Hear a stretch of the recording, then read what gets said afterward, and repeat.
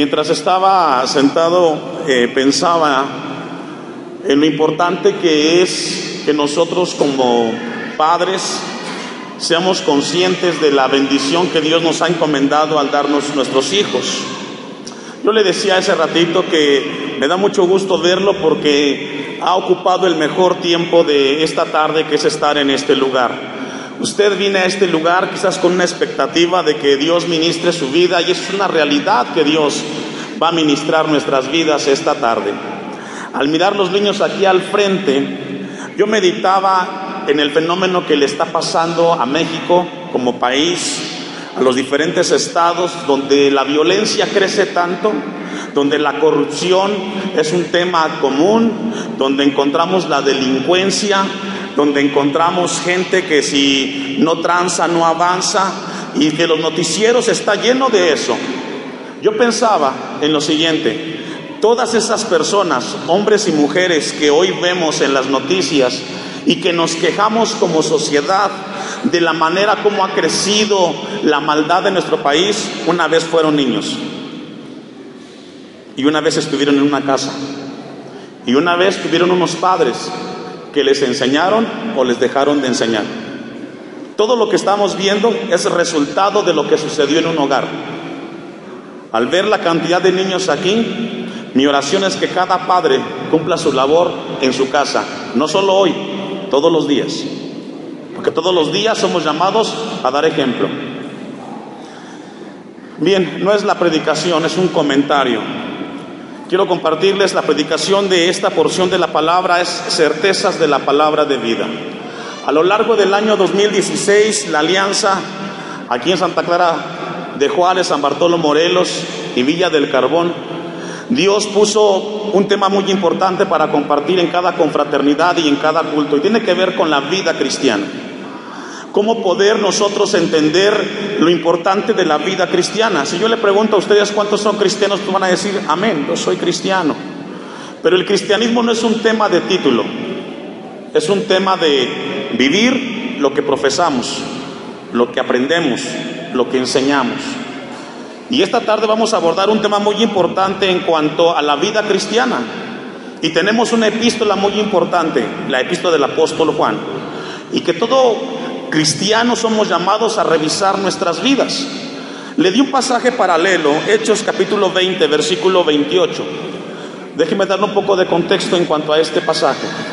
Cuando esta carta es escrita, según los estudiosos, Juan estaba en Éfeso, estaba en ese lugar, y esta carta va dirigida no a una iglesia, sino a una sociedad del primer siglo, que después de 90 años que Cristo estuvo en esta tierra, el mensaje había pasado por un fenómeno donde se estaba diluyendo.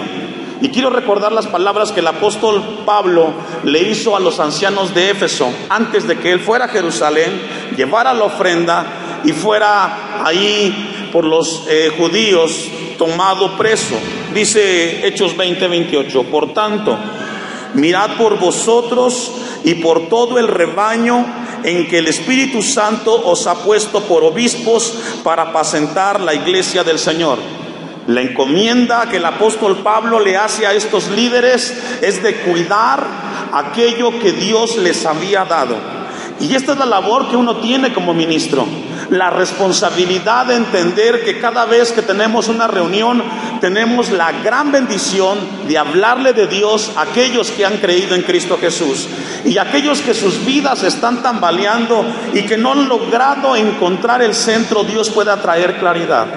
Pablo les habla a los líderes, a los obispos, y los llama a apacentar la iglesia del Señor, el cual fue ganada por la sangre de Cristo en la cruz del Calvario. 29: porque yo sé, dice Pablo, que después de mi partida entrarán en medio de vosotros, ¿quiénes? Hoy tenemos un problema como cristianos contemporáneos. A la iglesia en el siglo XXI le cuesta discernir entre lo bueno y lo malo. Nos cuesta discernir a nosotros como hijos de Dios qué es de Dios y qué no es de Dios. Tenemos un problema los cristianos el día de hoy. Fallamos constantemente a Dios, pecamos delante de Dios, Y cuando llega la noche, nos vamos a dormir sin ningún problema. ¿Se ha preguntado usted por qué al cristiano le cuesta pedirle perdón a Dios? ¿Cuántos pecamos? ¿Usted peca? Todos fallamos, ¿cierto? Todos cometemos errores.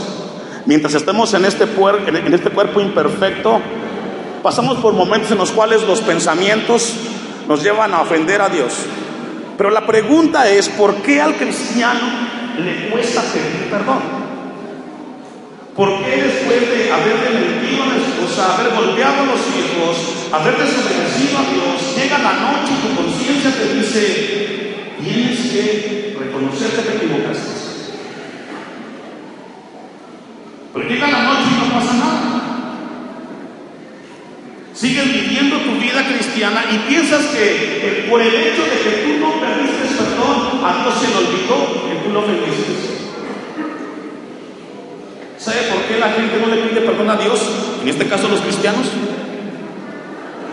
Porque piensan que a Dios se le olvidan las cosas. Y que el día de mañana no habrá problema porque han pasado tantos días que tú hiciste lo que hiciste y piensas de que a Dios se le olvidó. ¿Usted cree eso?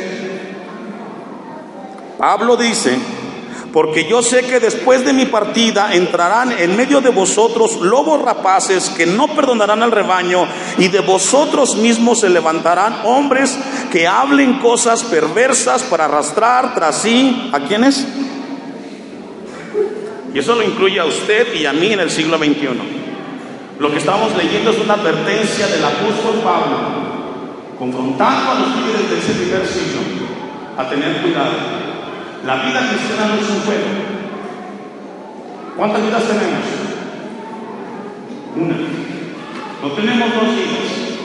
Una vida tenemos y esa vida hay que vivirla con seriedad y con temor delante de Dios.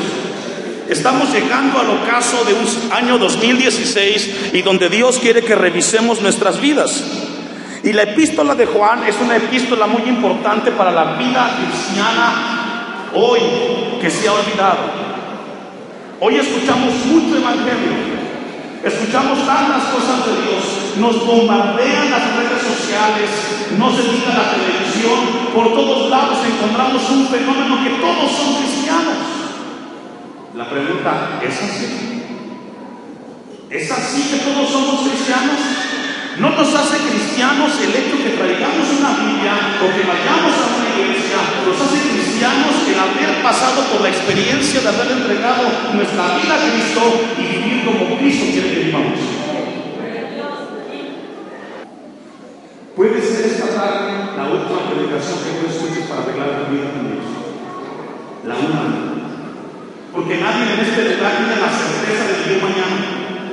Hoy puedes estar con tus hijos en tus piernas, en la silla, tenerlos ahí, pero tú no sabes si mañana tú estarás con ellos para enseñarles lo que te toca enseñar, pero nunca podrás enseñar lo que no vives.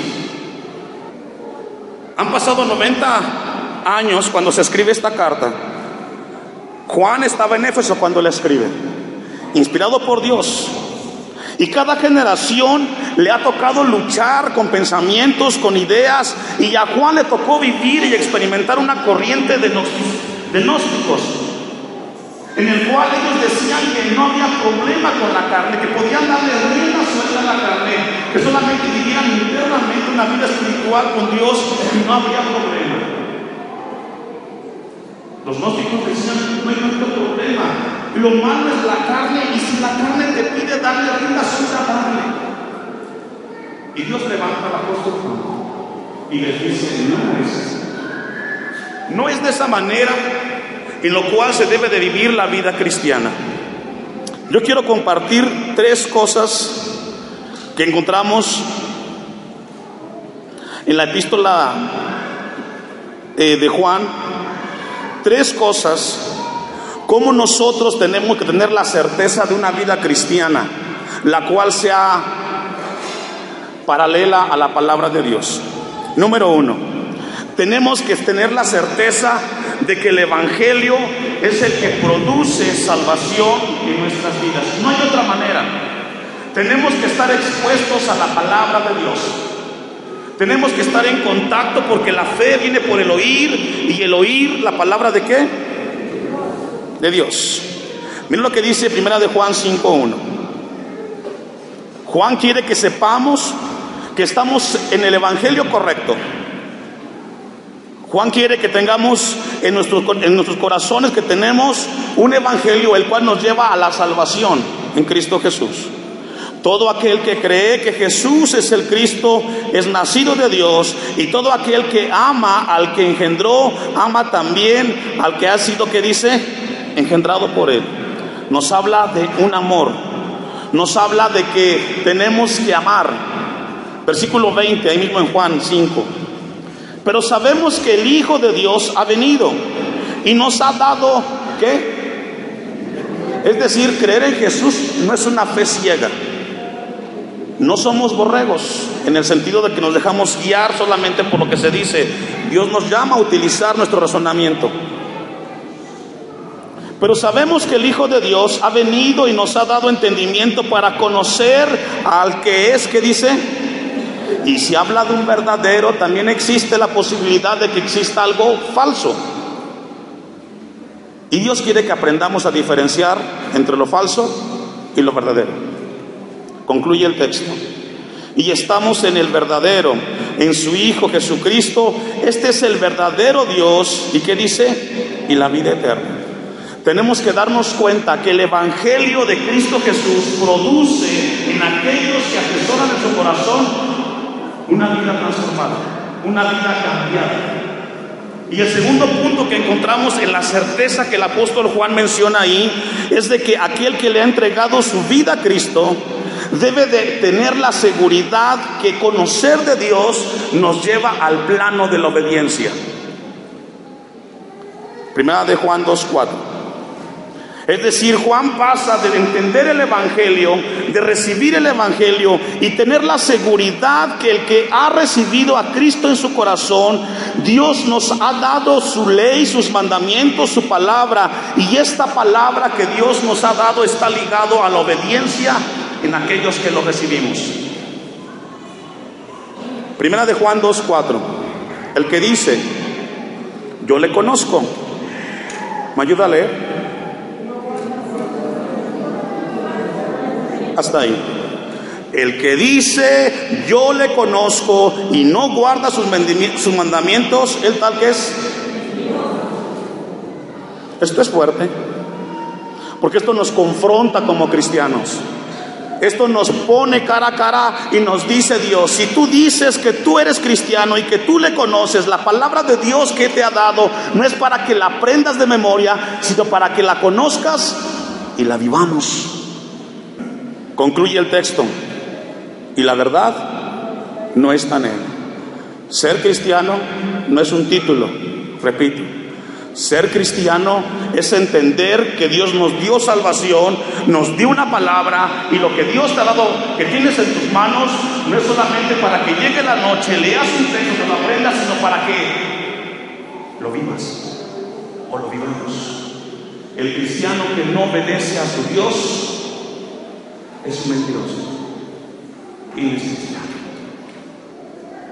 Yo le decía hace rato, todas las personas que hoy vemos en las noticias, en las cuales encontramos tanta maldad en nuestro país, es resultado de lo que no se hizo en un hogar cuando ellos fueron niños. Pero está en ti, que Dios te encargó hijos para que vivas la vida que Cristo quiere que vivamos en su palabra. Un texto más, versículo 7, allá adelante. Hermanos, no os escribo mandamiento nuevo, sino el mandamiento antiguo que habéis tenido desde el principio. Juan dice, yo no les estoy dando algo nuevo, ninguna revelación. El evangelio no hay que estarlo ajustando constantemente. Juan dice, yo no vengo a darles nada nuevo, yo vengo a darles el mensaje que yo escuché cuando caminé con Cristo, cuando escuché sus parábolas, cuando vi los milagros. El mensaje de Cristo no ha cambiado. El hombre intenta cambiarlo. Concluye el texto. Este mandamiento antiguo es la palabra que habéis oído, que dice, desde el principio. Dios llamándonos a la obediencia. Cuando estuvo Juan, el tema de la obediencia es el mismo tema que tenemos el día de hoy. Practicar la justicia de Dios significa obedecer la ley revelada de nuestro Dios. Una última cita para cerrar este punto. Primera de Juan 3, versículo 9. Necesitamos nosotros entender lo importante que es la vida cristiana, hermanos. Solo una vida tenemos. El problema del cristiano en el siglo XXI es de que aquellos que conocen de Dios no quieren vivir como el mundo lo vive, y ahí es donde tiene un problema. No podemos vivir la vida cristiana con pensamientos y ideas del mundo. Todo aquel que es nacido de Dios, todo aquel que se dice soy cristiano, voy a una iglesia, ¿me ayuda a leer? ¿No? ¿Qué? No practica el pecado.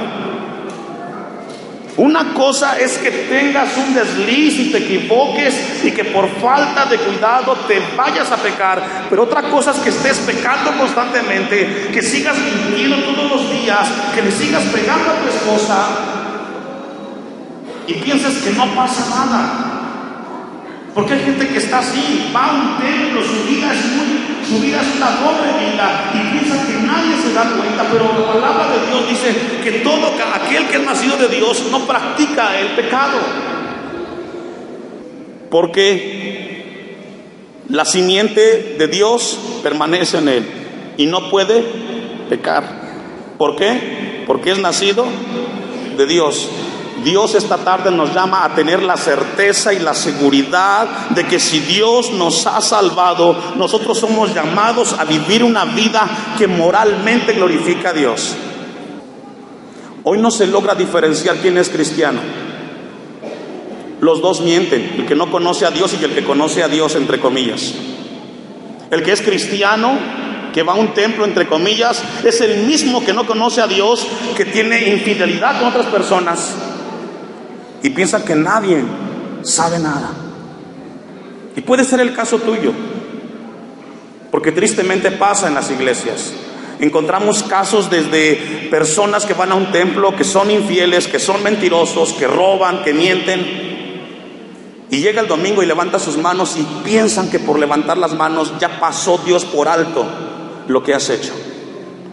Tenemos como hijos de Dios que si Él nos ha salvado, somos llamados a vivir obedeciendo su palabra. Tercer punto. Primera de Juan 4, versículo 7. Estamos llamados, los que hemos nacido de Dios, a creer en el Evangelio. Y número 2, estamos llamados a obedecer la palabra de Dios. Y tercero, somos llamados a tener la seguridad que si Dios nos salvó, estamos llamados a convivir y amarnos los unos a los otros. Estoy seguro que todos aquí somos diferentes, cada quien tiene su punto de vista y cada quien entiende las cosas de distinta manera, pero si somos hijos de Dios, somos llamados a amarnos, a tener compañerismo los unos con los otros. Amados, amémonos unos a otros, porque el amor es de Dios. Todo aquel que ama, ¿me ayuda a leer? ¿Por qué hay tantos amargados en las iglesias? ¿Por qué hay tanto rencor en aquellos que van al templo los domingos, los martes, los jueves, y traen una amargura en su corazón, un dolor, un resentimiento, una tristeza, producto de muchas cosas? Pero Dios te salvó y Dios te llama a perdonar como Cristo nos perdonó. Yo no entiendo de cristianos que aún tengan rencor y odio contra otros, que dicen, solo porque voy al templo lo tengo que saludar, pero si fuera de mí yo no lo saludo, me cae mal. Dios nos llama, hermanos, sobre nuestras deficiencias. Nadie es perfecto, pero regularmente el cristiano está acostumbrado a ver la faja de él y olvidar que tenemos familia más grande. Si somos nacidos de Dios, somos llamados a amarnos. Tiene que haber una certeza de que Dios me salvó y cambió la perspectiva de cómo entender la vida. Si alguien me ofende, Dios me dice, perdónalo. ¿Hasta cuándo, Señor? ¿Hasta 70? Y puede ser el caso tuyo, que esta tarde estés aquí y nadie sabe que tienes un resentimiento contra tu esposo o contra tu esposa. Y has llegado a decir, no me queda otra, voy a vivir con él, con ella, pero si por mí fuera, yo quisiera desaparecer porque me ha hecho tanto daño. Dios nos llama a relacionarnos. ¿Por qué hay tantas divisiones en las iglesias? No hay un entendimiento de las cosas de Dios. Primera de Juan 5:3. Todo lo que estamos leyendo, hermanos, no son subjetivos, no es opcional. Todo eso somos llamados los cristianos a vivir. Pues este es el amor de Dios, que guardemos sus mandamientos. Y sus mandamientos, ¿me ayuda a leer? Yo no lo voy a entender de cristianos que dicen, es que me cuesta mucho ir al culto los jueves, pastor, tengo muchas cosas que hacer. ¿En serio? ¿Más importante que Dios? ¿Tu trabajo es más importante de aquel que te salvó? ¿Es más importante tu trabajo, tu negocio que Dios? No lo puedo creer. Si pones tu trabajo antes que Dios, entonces no has conocido a Dios que nos ha amado con amor eterno. Porque los mandamientos de Dios no nos cuestan, lo hacemos por amor, porque nos amó primero. Ir al templo los jueves o los domingos es una hermosa bendición de poder alabar a Dios vivo y que ese Dios ame en mí. Yo no entiendo cristianos que lleguen la noche y que digan, estoy tan cansado que he trabajado 10, 12 horas y no puedo ni tengo ganas de orar o leer la Biblia. No logro entender eso. Esta epístola es escrita para quitar todas aquellas cosas que no hemos entendido que debemos de vivir como cristianos. Y esta tarde Dios quiere que tengamos cuidado con nuestra vida. Qué importante es la palabra de nuestro Dios. Vamos a ir concluyendo y vamos a Primera de Juan, capítulo 1, versículo 5. Este es el mensaje que hemos oído de él. Dice Juan, este es el mensaje. Y el mensaje que hemos oído lo anunciamos. ¿Dios es qué? Luz. Y no hay ninguna tinieblas en él. Si decimos que tenemos comunión con él y andamos en tinieblas, mentimos y no practicamos, ¿qué dice? Este es un problema que tiene el cristiano, hermanos, que dice, no, yo en mi corazón vivo con Dios y no tengo ningún problema. Practicar lo que Dios nos pide, nos enseña, nos habla de una vida de temor a Dios. Desobedecer lo que Dios nos pide que hagamos hace a Dios mentiroso. Y Dios esta tarde quiere que revisemos nuestras vidas. Versículo 7. Pero si andamos en luz, como Él está en luz, tenemos comunión unos con otros, y la sangre de Jesucristo, su Hijo, nos limpia de todo pecado. Si decimos que no tenemos pecado, nos engañamos a nosotros mismos y la verdad no está en quién. Yo le hice una pregunta hace un instante. ¿Por qué los cristianos les cuesta pedir perdón a Dios? ¿Se han preguntado eso? Si tú ofendiste a Dios, si esta mañana no ofendiste a Dios, has llegado aquí y lo que hiciste es presentarte y continuar. Cuando tu deber como cristiano es haber pecado, haber dado al Dios gracias y ponerte a cuentas con tu Dios. Tú no puedes saber cómo dejaste si eres hijo de Dios. Porque dice el primer versículo del capítulo 2 que si confesamos nuestros pecados, Dios es justo y Dios es fiel para perdonar nuestros pecados y limpiarnos siempre y cuando confesemos nuestros pecados. ¿Sabe por qué al cristiano le cuesta confesar su pecado a Dios? Porque confesar el pecado a Dios nos lleva a nosotros a la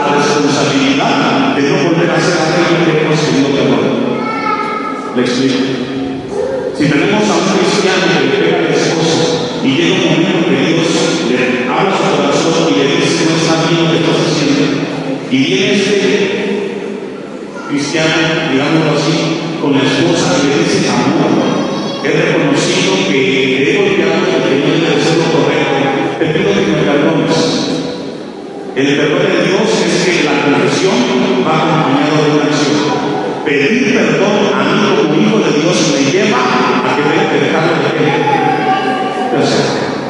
Y tú no pides perdón porque sabes que lo que estás haciendo te gusta. A tu carne le gusta. Pedir perdón nos lleva a darnos cuenta que tenemos que dejar de hacer aquello